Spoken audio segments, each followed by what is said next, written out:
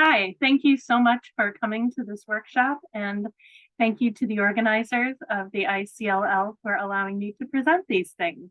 And I've got more thank yous at the end for the people who've influenced me and taught me everything I know.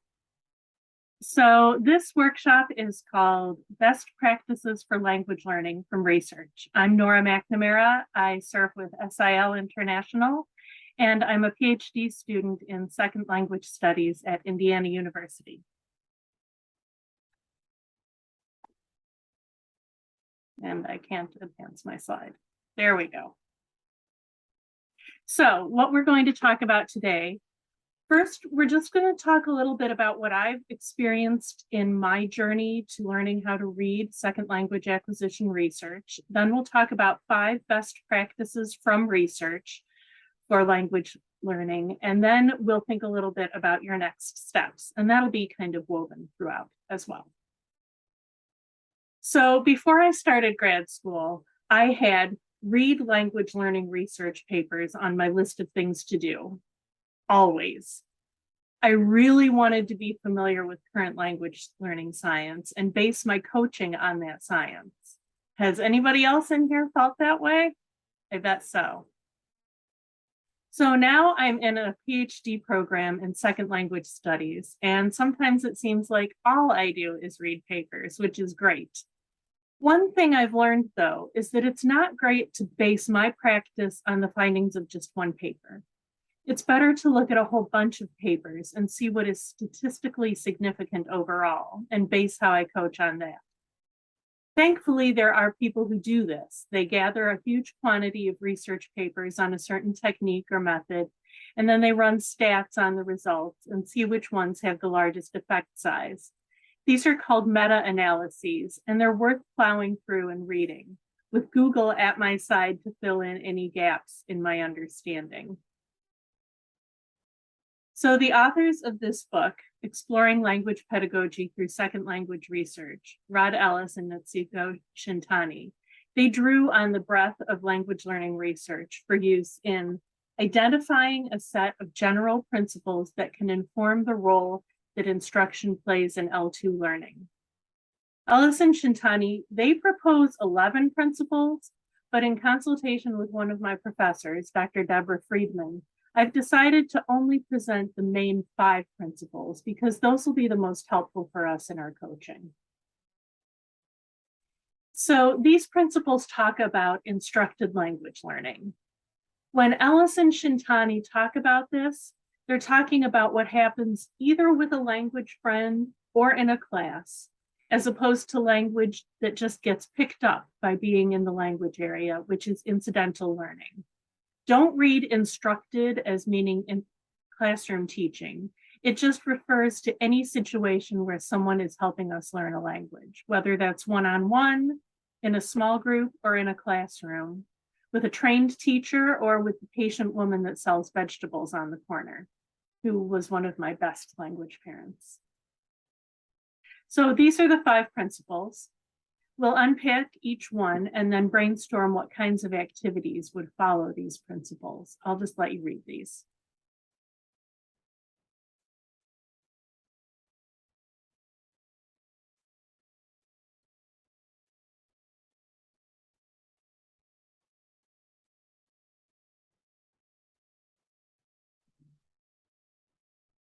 So first, let's look at the meaning principle. Instruction needs to ensure that learners focus on meaning. So if you're in the room, turn to the person next to you and discuss why focusing on meaning is important in language learning. If you're not in the room, answer in the chat or on a piece of paper if you're not watching this live. Let's take 2 minutes to do this.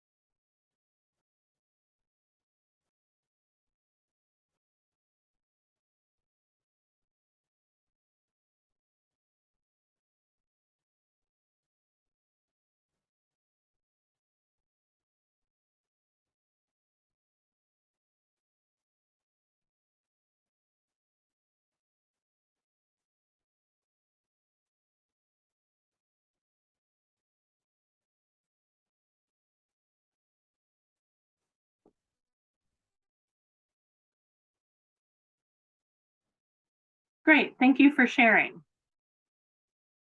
So part of this principle is form meaning mapping. Learners need to be able to relate grammatical forms to what they mean. For instance, someone I taught once told me that his language has a word for have, but not a word for has. He didn't understand that the meaning of the two words is basically the same and that they're just forms of the same verb. So we had to work that out. Had we just worked on the grammatical form, he was quick enough to know when to use each word. English is hard, but he wouldn't have understood the sentences. So let's talk about what some examples are of meaning focused activities. So pair up with a person close to you and talk about some. Then shout out what you come up with so that Natalie, who's in the room, can put them in the chat. If you're watching online, please put your ideas directly in the chat, and then Natalie will read those out to the people that are listening in the room. We'll take 4 minutes for this.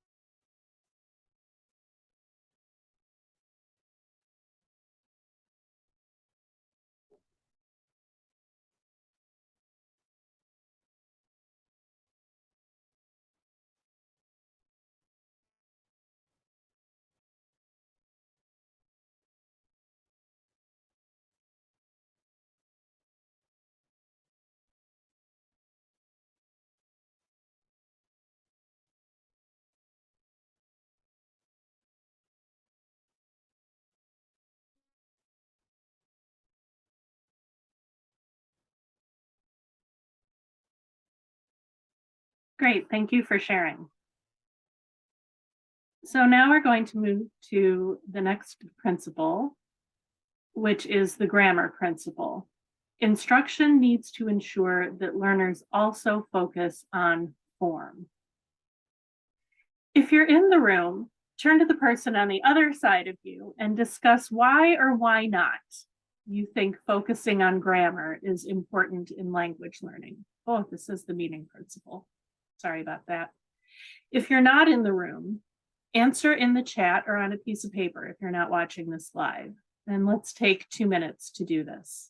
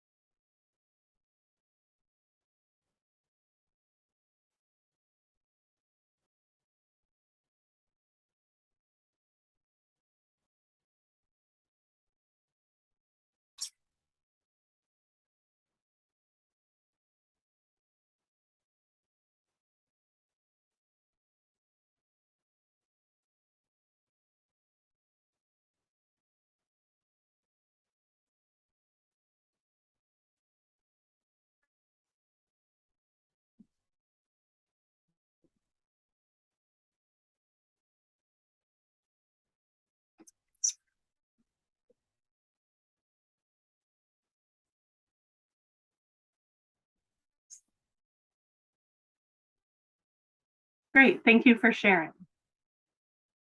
So I coach and use language and learn language myself using the growing participator approach.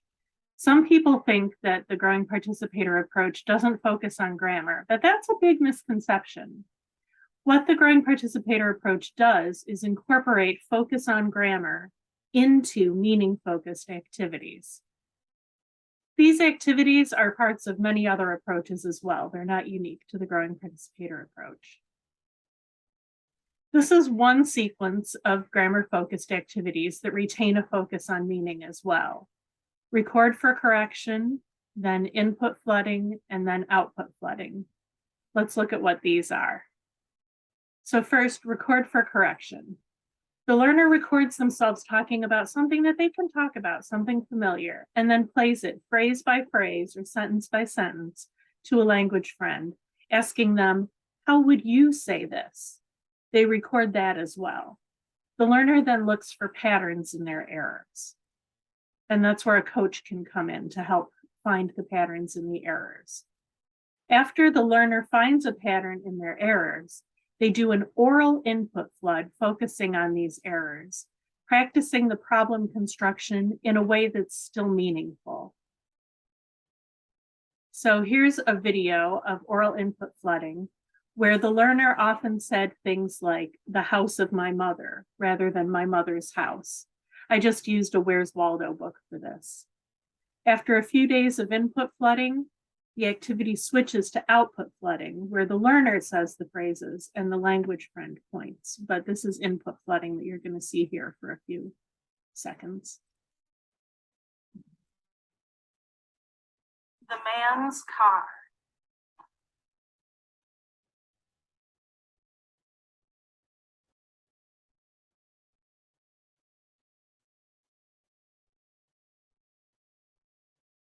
Can you hear that?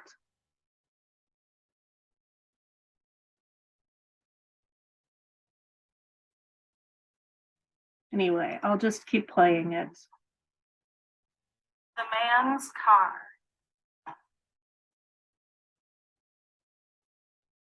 The policeman's hat. The woman's dress.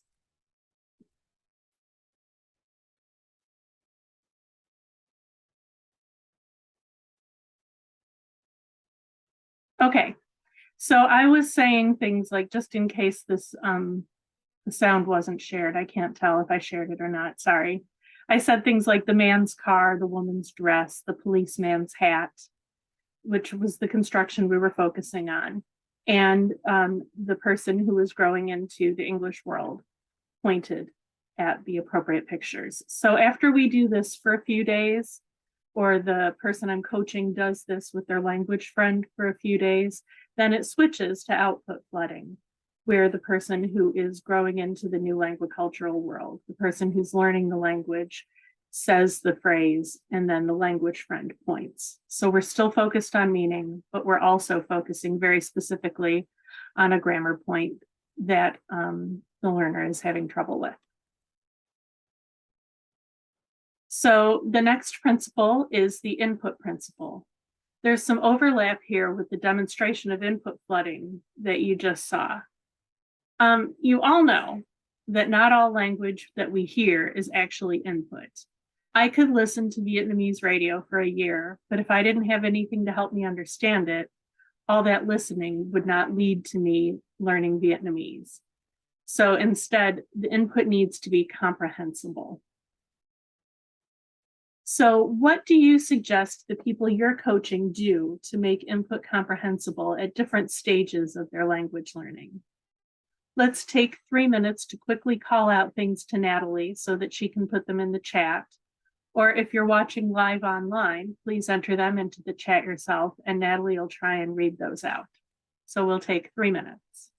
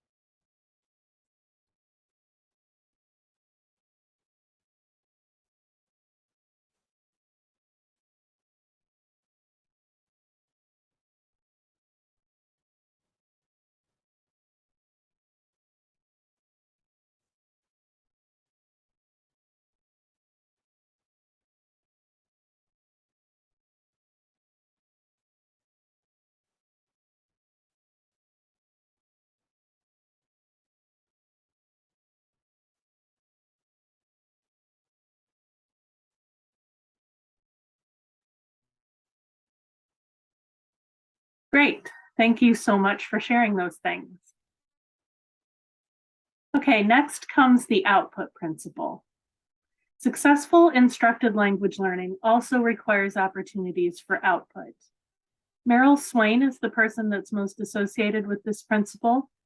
This one is a little bit tricky because some people think that anytime someone's talking, it's output. But what we're really looking for here is something called pushed output, where the learner is saying something that's a little difficult for them, something that stretches them. So in my favorite, Vygotsky, in his terms, output should be in the zone of proximal development, the growth zone. It should be something that a learner can say with a little help from their language friend. The language friend can ask for clarification to push the learner to correct their output. So call or type in some activities that lead to pushed output. We'll take 2 minutes for this.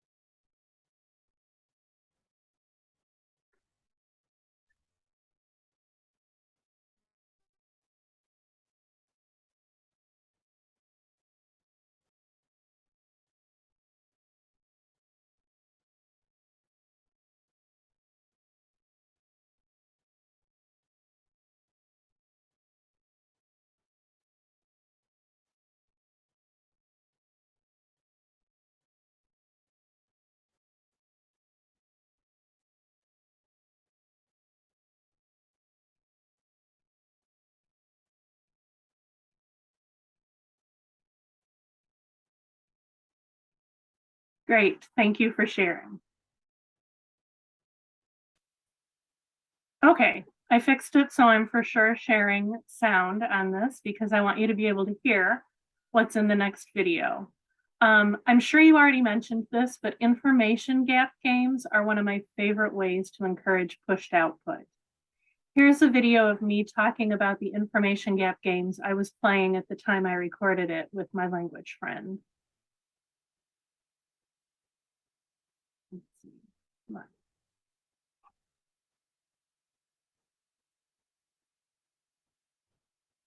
There we go. Hi, and welcome to my first video where I show you stuff I'm actually doing in my language sessions. Let's see, and I'm learning how to make this work.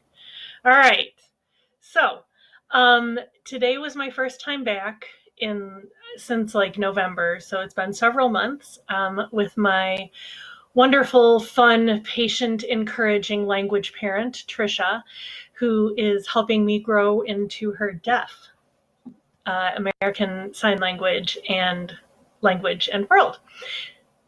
Anyway, so since I haven't signed in so long, I wanted to kind of ease back into it in kind of a constrained way, not just chatting about just anything where I would have trouble understanding what she was saying, and she would have trouble understanding me, but in a constrained kind of way. So that's why these games like Battleship or Guess Who, the technical term for them is an information gap game. That's why these are super good when we're just beginning to talk or to sign, is because there's a limited amount of stuff that we're talking about. So let me see if I can make it bigger. I don't know if I can. Okay, well, in any case, so we played this game called 16 Pictures, and I will put a link to these pictures wherever you're seeing this video. They were drawn by the marvelous Angela Thompson, and they were colored by me. Don't color this one as a road. It should be a river, and it's trickier if it's a river, because these things are really specifically drawn. Like if you look at this one that I turned into a road, and this one down here, if it had been a river, and the only difference then, there's only a subtle difference between the two cards. So you really have to talk and communicate locations, especially specifically, to figure out which card you're doing. So the way this worked is I started out and I laid down the first card, and then Trisha asked me questions about the card and I answered her, and I tried to answer her in full sentences just to kind of get my hands going again and get signing again. So I laid down a card and she would ask me about it, and then once she thought she knew which one I was talking about, she would put that one down, and then she picked a card, and then I'd ask her questions about that one until I felt like I had the right card, and then I'd put it down, and we alternated back and forth so that we're getting plenty of, I'm getting plenty of practice hearing these questions and then also seeing these questions and then also signing these questions. And of course, if I said anything goofy or not in like an ASL way, she would sign it back to me and help me to say it in a more natural way for her. So this is super fun. These information gap games are fun. We're really communicating. There's a gap. I know which picture is out there, or she does, and so we're communicating information across this gap, which in this case is a cut apart Amazon Prime box. And so by the time, so this is a closer up vision of, anyway, view of the cards. And this is what it looked like when we finished. And we compared notes, and I was thrilled we got them all right, which is amazing because I get in front of and behind so confused in like every language I've ever learned except for French, because it's derrière, which is derrière in French, and I know that that is my behind. So aside from French, though, I get it mixed up in all languages, especially American Sign Language. Then the next game we played was Go Fish, that I got in a bag of toys from a thrift store. the thing to say about this is that I cut off, it had the names of the fish on the cards, but I cut them off because I wanted to really work on describing size and shape and color with these cards. That's what I wanted to focus on, not the words. And, you know, anytime there's a word, it gives the idea that there's a right thing to say about a card or a picture or a book and a wrong thing. And I don't want to do that. I want Trisha or whoever my language parent is to describe this in her way, in her world, and not bring written English into it. So the last game we played is another game. This one I did get at the Dollar Tree. This is what the box looks like. And it's just different people and animals. And it had two of each person pretty much. So you had to distinguish what they were doing and what they were holding in each picture. We didn't get very far in this because we ran out of time. But this was a lot of fun. You'll see again, I cut off the words. And for the two sets of this one, I cut one curvy and one straight in case sometime I'm in a hurry cleaning them up. This way we can separate out the sets easily. And the other fun thing we did with this is we didn't say the animal names. We described the animals. Okay, sorry about the clicking on that. So those are the things that I did to do push to output at the beginning levels. And those are the kinds of games that I coach my learners to do. So the next principle is the interaction principle. And this states that the opportunity to interact in the L2, in the second language, the new language, might not be the second language, could be the third or fourth, is central to developing L2 proficiency. So Michael Long proposed this hypothesis, the interaction hypothesis, which claims that incidental learning is facilitated through the negotiation of meaning. So this is a little bit of a shift from the emphasis that we've had on instructed learning, not incidental learning. I had a great example of incidental learning through negotiation of meaning last week. I was telling a deaf friend that I was tired because this other class I'm taking required me to remember. And he signed, "Oh, memorize," to me, and I learned a new word. That said, if we can set up activities that set the scene for negotiation of meaning for the people we're coaching, I think the interaction principle can be used in instructional situations as well. So now we're going to think about activities that you've suggested to the people that you coach that prioritize interaction.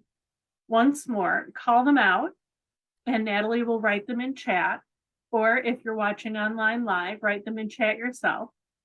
You have 2 minutes to do this. And warning, I definitely plan to steal your great ideas, and others here will too. Thanks.